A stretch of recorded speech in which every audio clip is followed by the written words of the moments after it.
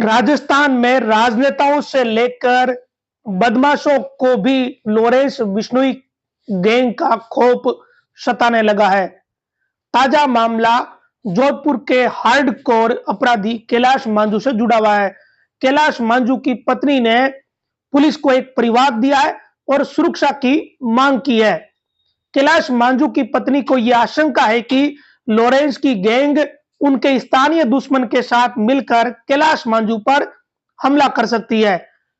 कैलाश मांझू की पत्नी के इस परिवाद के बाद पुलिस ने इस हार्डकोर क्रिमिनल कैलाश मांझू के मकान व आसपास की जगहों पर पुलिस की गश्त बढ़ा दी है। यह बात सबको पता है कि पिछले सप्ताह पुलिस एजेंसियों को यह इनपुट मिला कि राजस्थान में कोई बड़ी घटना हो सकती है।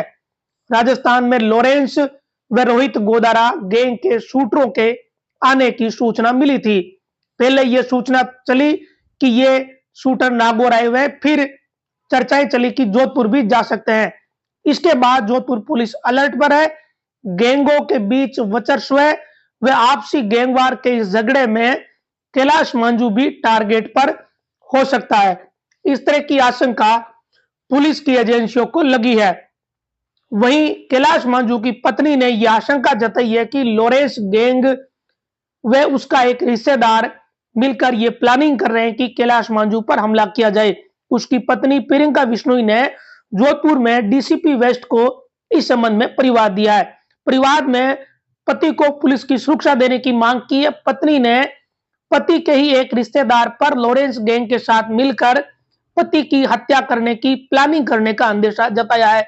यह भी बताया कि उसका रिश्तेदार विदेश में बैठे गैंगस्टरों के संपर्क में है। चौंकाने वाले घटनाक्रम व चीजें राजस्थान में गैंगस्टरों को लेकर सामने आ रही है। इस पूरे परिवाद के बाद जोधपुर की पुलिस ने अलग अलग टीमें बनाई और मांझू के घर के आसपास पुलिस की गश्त बढ़ा दी है।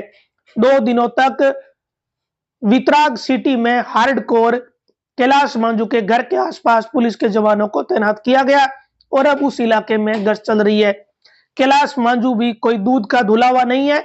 उसके खिलाफ लूट, हत्या, डकैती, अपहरण, रंगदारी, अवैध हथियार, मादक पदार्थों की तस्करी जैसे 42 मामले दर्ज हैं।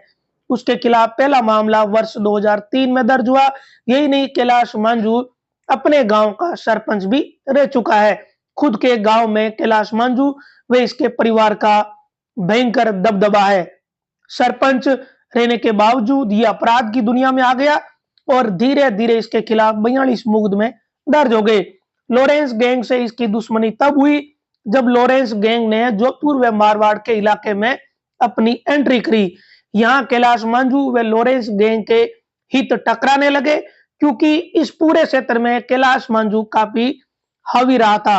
लेकिन लॉरेंस गैंग ने मारवाड़ में एंट्री करते ही जोधपुर में कई व्यापारियों के प्रतिष्ठानों के बाहर फायरिंग की घटनाएं की।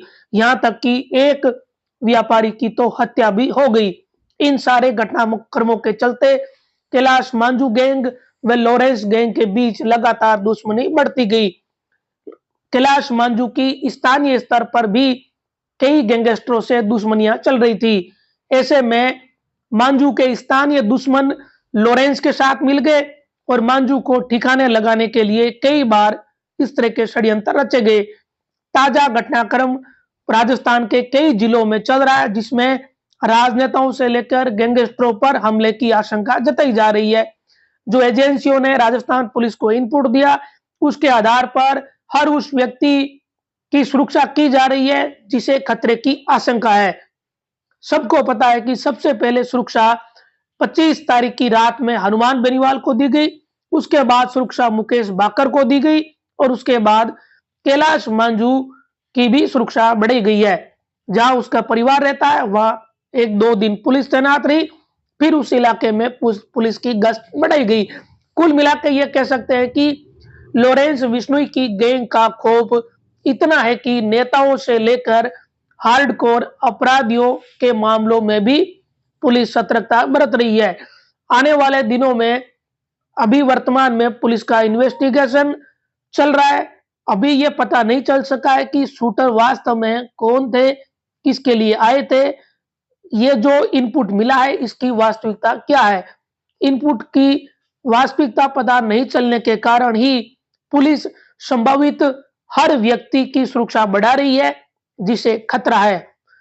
आने वाले दिनों में कोई इसे लेकर अपडेट रहेगा तो आपके साथ जरूर साझा करेंगे। लेकिन बड़ी बात यही है कि पंजाब के इस गैंगस्टर का खौफ राजस्थान में भी देखने को मिल रहा है।